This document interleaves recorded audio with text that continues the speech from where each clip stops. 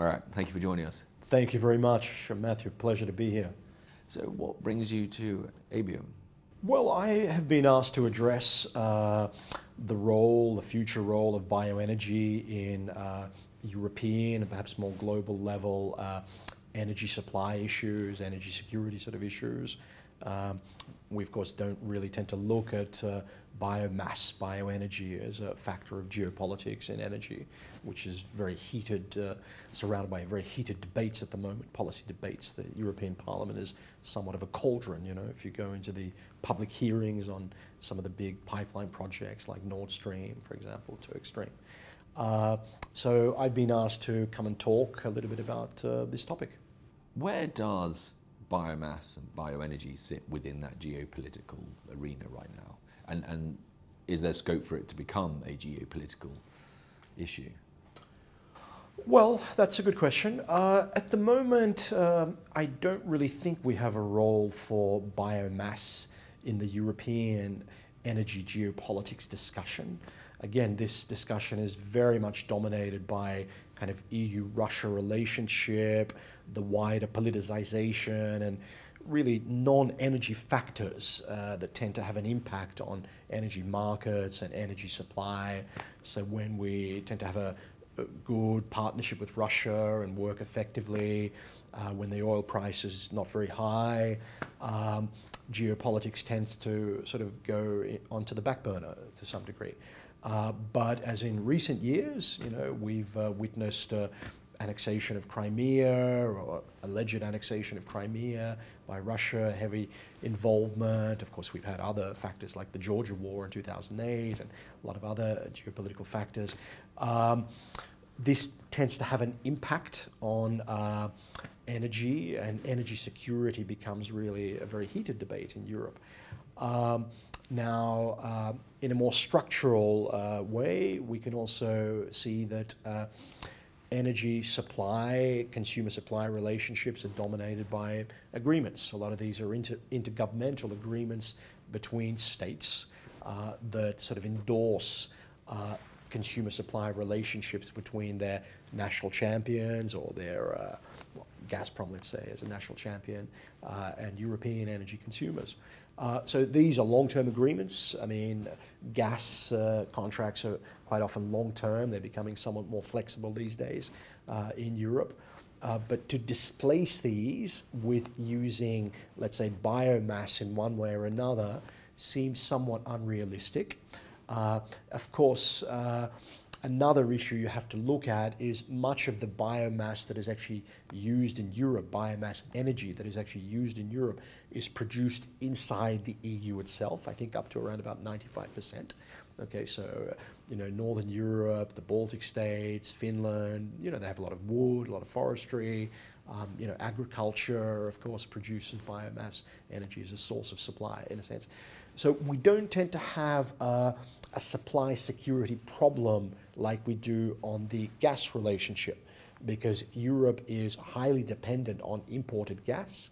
We have Russia as the main supplier, but Norway and Algeria are also key suppliers to European Union consumers. And we don't really have much indigenous production. You know, we have the North Sea, we have the Groningen fields in the Netherlands, but these are kind of, you know, in a state of atrophy. These resources are becoming depleted. They're not necessarily bringing new resources on stream. So we have both an import gap and a security of supply issue on the gas side. And then we have all these external sort of factors, the geopolitics. In biomass, we don't necessarily have that issue. You know, we tend to produce much of what we consume. There's only about 5% of an import gap. So there's not really as much of a security of supply problem. So from that angle, I can't see biomass, let's say, taking a market share, neither in you know, the wider geopolitical discussion, nor in the you know, kind of replacement of indigenous sources, because we do have quite a few sources. And I would add just one more point that you know, there is a, let's say, EU-Russia biomass energy trade. It's nothing by volumes compared to the gas trade, or, you know, the nuclear industry trade, nuclear energy trade between Russia and Europe. oil as well, of course, coal. These are all energy sources delivered from east to west.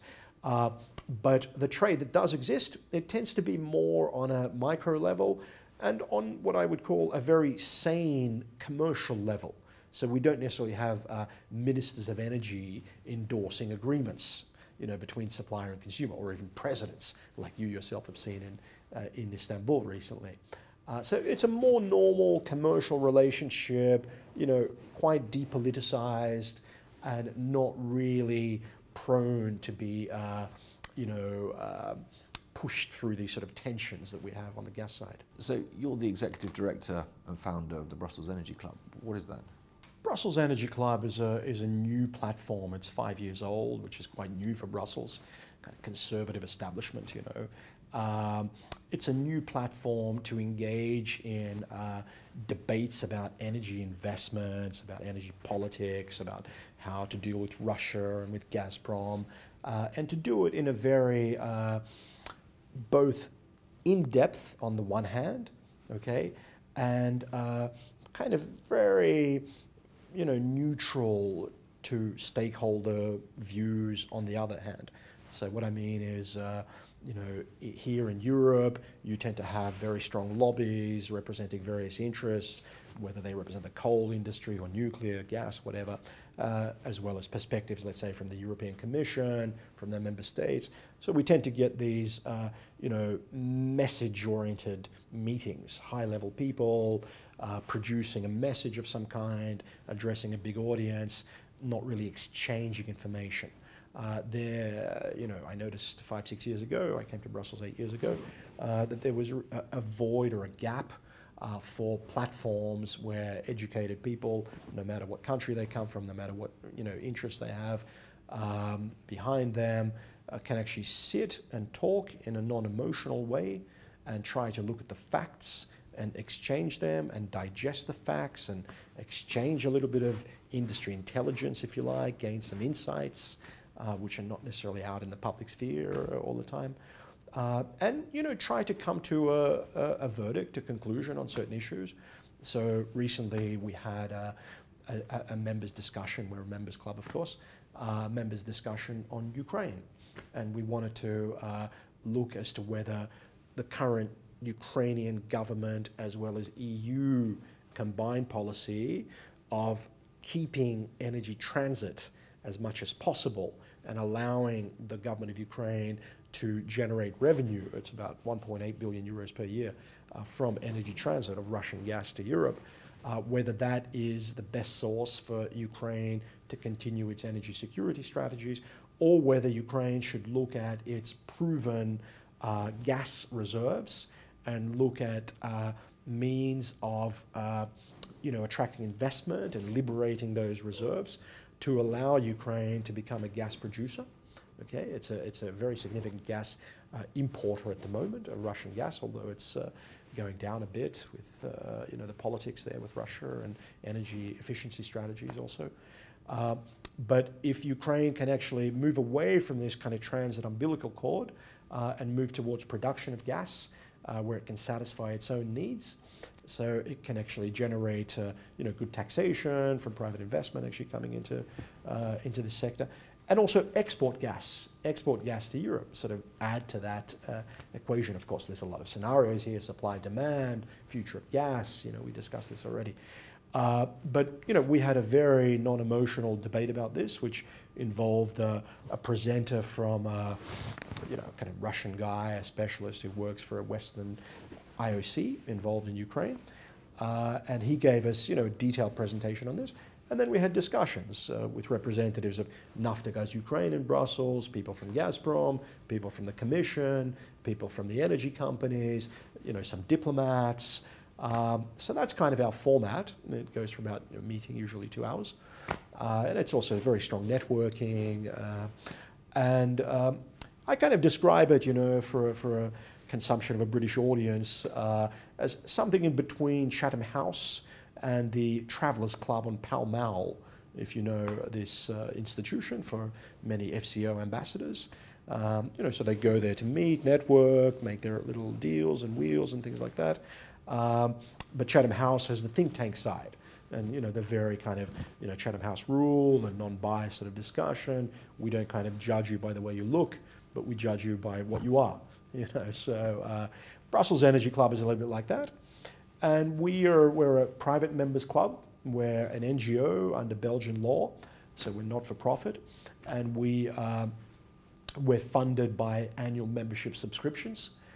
Energy companies pay an annual subscription fee of 5,000 euros per year, and that goes into the operation, into the meetings. We have normally a meeting every 6 weeks to 2 months, roughly, something like this. And we're currently, we have interest from quite a few other companies now to become members. We have 5 members at the moment, but we're looking at expanding that, of course.